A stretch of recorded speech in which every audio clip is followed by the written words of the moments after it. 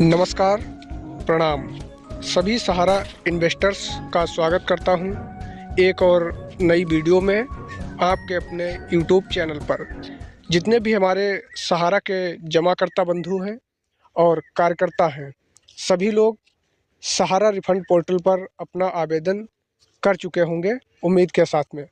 देखिए, लगभग 80-90% लोगों ने जो है रिफंड पोर्टल पर अपना आवेदन कर दिया था, क्योंकि उनको ये मालूम था कि भुगतान मिल जाएगा, विश्वास था। लेकिन उनके साथ ऐसा विश्वासघात हुआ कि उनका भुगतान नहीं मिल पाया।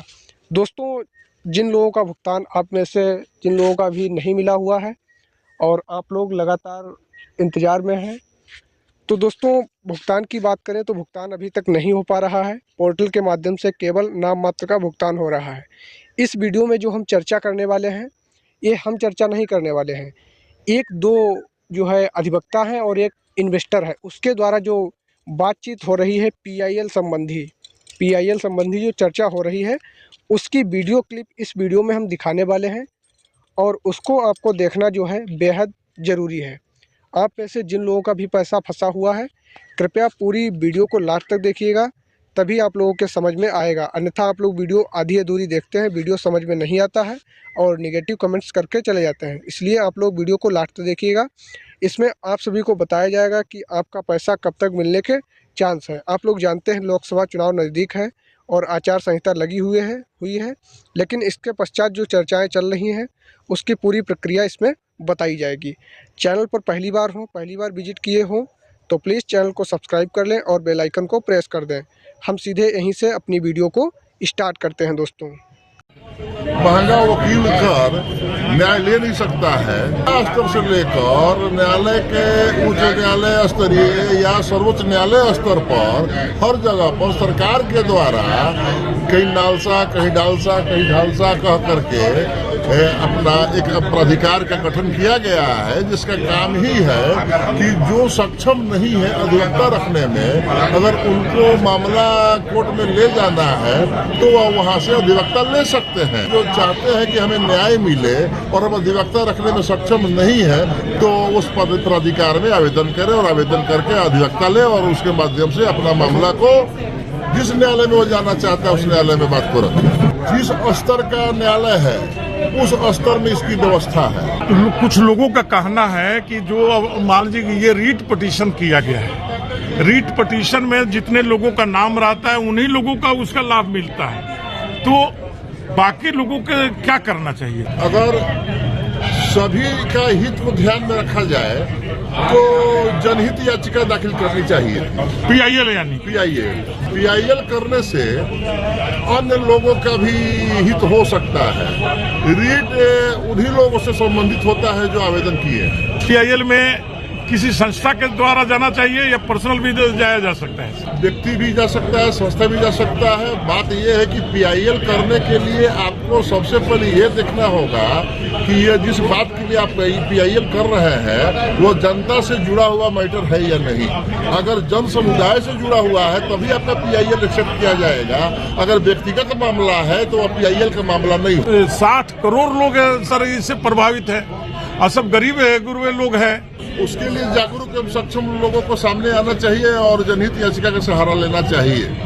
एनजीओ को इसमें मतलब अपनी एनजीओ भी जागरूक व्यक्ति के दायरे में आते हैं। आज हमारे सामने जाने माने अधिवक्ता एसपी सिंह साहब और एचएन सिंह साहब है। एचएन सिंह साहब की आप लोगों ने बहुत सी बातें सुन चुके हैं सहारा से संबंधित बातों पर। आज हम चर्चा करने जा रहे हैं कि सहारा का जो रीट पिटीशन नरेंद्र कुमार कुशवाहा के द्वारा जो किया गया है उसको मुख्य केस के साथ जोड़ दिया गया है। तो क्या मुख्य केस के साथ सर सुनवाई होगा या पिनाक मोहंती का जो केस चल रहा था जिसमें आपका अमित शाह जी जाकर के पीआईएल दाखिल करके 5000 करोड़ लाए थे, उसके साथ सुनवाई होगा, ऐसा क्या लग रहा है? सबसे तो पहले आपके दर्शक को नमस्कार। जब सर्वोच्च न्यायालय के द्वारा कुशवाहा जी का केस को, जो मुख्य केस है जो सेबी और सहारा के बीच में है, उसके साथ अगर ऐड कर दी गई है तो प्रश्न ये उठता है कि इस बीच में पिनाक मोहंती साहब के द्वारा जो आवेदन दाखिल किया गया सर्वोच्च न्यायालय में, उसमें आपकी केंद्रीय सरकार का जो भूमिका आया और उस भूमिका के तहत में 5,000 करोड़ रुपया को बांटने की बात थी और इसके लिए एक जज साहब और एक वकील साहब को नियुक्त किया गया था, जिसमें 15 लाख रुपया महीना जज साहब को मिलना था और 5 लाख रुपया महीना वकील साहब को मिलना था और 5,000 रुपया को बांटना था 9 महीना के अंदर। अब उसके बाद इसकी सुनवाई होनी थी, तो चाहिए तो ये भी कि सहारा से जुड़ा हुआ मामला है तो इसकी भी सुनवाई हो, और जब मुख्य केस की सुनवाई हो रही है कुशवाहा जी के केस के साथ ऐड करते हुए, तो पिनाक मोहंती वाला मामला में जिसमें केंद्रीय सरकार की जो भूमिका रही है उसको भी एक साथ सुनवाई करनी चाहिए थी। ऐसी स्थिति में चाहिए कि आवेदक इस बात को आवेदन देकर सर्वोच्च न्यायालय का ध्यान आकर्षित करे कि सारा मामला को एक साथ रखा जाए और एक साथ रख करके इसकी सुना जाए, जिससे कि जनता को या पीड़ित को न्याय मिल सके। पिनाक मोहंती केस का जो है सर वो 16 तारीख का सुनवाई है, क्या उसके साथ में ये भी सुनवाई हो सकता है अगर पिटीशन डालने से? जरूरी नहीं है कि सुनवाई हो सकता है, यह न्यायालय के ऊपर निर्भर करता है कि न्यायालय दोनों को सुनना चाहता है कि नहीं। अगर न्यायालय चाहेगी कि हम सारा मामला को एक साथ सुने तो सुनवाई हो सकता है, और न्यायालय में आवेदन देने पर न्यायालय सुनवाई करने के लिए तैयार हो सकती है अगर आवेदन हो तो इसमें मतलब जो रीट पिटिशनर जो कुछ नरेंद्र कुमार कुशवाहा जी हैं उनको जाना चाहिए, क्योंकि वह अपने एनजीओ के नाम पर विश्व भारती जन सेवा संस्थान के नाम पर वो गए हुए हैं। वहाँ पर जो आवेदक है वही जा सकते हैं, लेकिन अब प्रश्न यहाँ पर यह भी एक समस्या देखा जा रहा है कि सहारा से और भी कई जुड़े हुए उपभोक्ता हैं जो पीड़ित हैं और जिनका मामला अभी तक संज्ञान नहीं लिया गया है, और वह न्यायालय में जब जाते हैं और कोई केस फाइल करते हैं तो उस वक्त सहारा के अधिवक्ता के द्वारा न्यायालय को बताया जाता है कि सर्वोच्च न्यायालय में मामला सुनवाई के लिए निलंबित है। ऐसी स्थिति में अलग से इनका सुनवाई न होना चाहिए और मामला रुक जाता है। तब प्रश्न ये उठता है कि आगे न्याय कैसे मिले, और हर आम आदमी महंगा वकील कर न्याय ले नहीं सकता है। तो ऐसी स्थिति में हर एक जिला स्तर से लेकर न्यायालय के उच्च न्यायालय स्तरीय या सर्वोच्च न्यायालय स्तर पर हर जगह पर सरकार के द्वारा कहीं नालसा कहीं डालसा कहीं झालसा कह करके अपना एक प्राधिकार का गठन किया गया है, जिसका काम ही है कि जो सक्षम नहीं है अधिवक्ता रखने में, अगर उनको मामला कोर्ट में ले जाना है तो वह वहां से अधिवक्ता ले सकते हैं।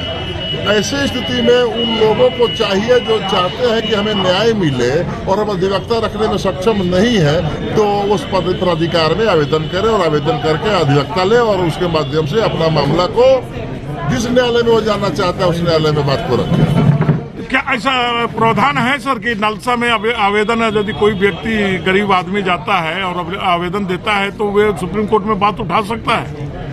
जिस स्तर का न्यायालय है उस स्तर में इसकी व्यवस्था है। मान लीजिए कि आप धनबाद में बैठे हैं तो धनबाद में डालसा है, डालसा यहाँ मतलब डिस्ट्रिक्ट वैसे ही हर डिस्ट्रिक्टों में है। तरीके से हाई कोर्ट स्तर पर भी व्यवस्था है, हर एक स्टेट में व्यवस्था है।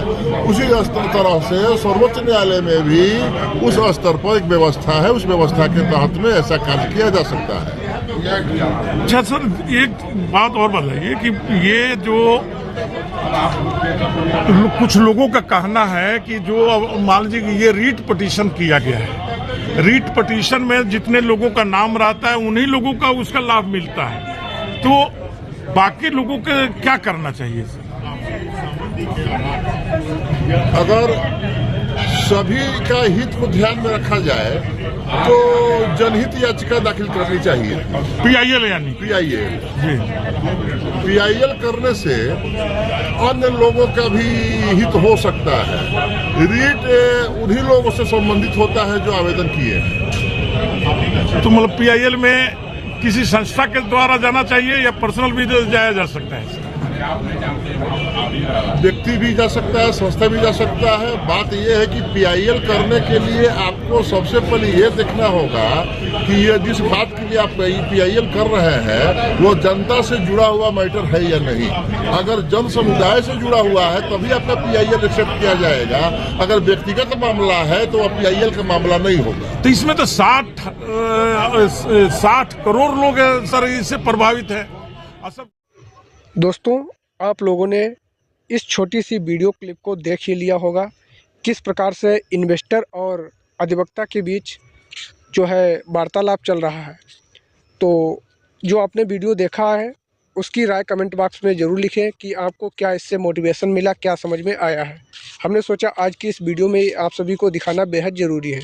और कोई नई अपडेट्स आ नहीं रही हैं, आप लोग जानते हैं चुनाव का माहौल है, तो जो भी अपडेट्स आता है उसकी जानकारी मैं आप सभी को शेयर करता रहता हूं। खैर, यहीं पर हम अपनी वीडियो को एंड करना चाहेंगे। मिलते हैं फिर नेक्स्ट नए वीडियो में। तब तक के लिए आप सभी को जय हिंद, नमस्कार दोस्तों।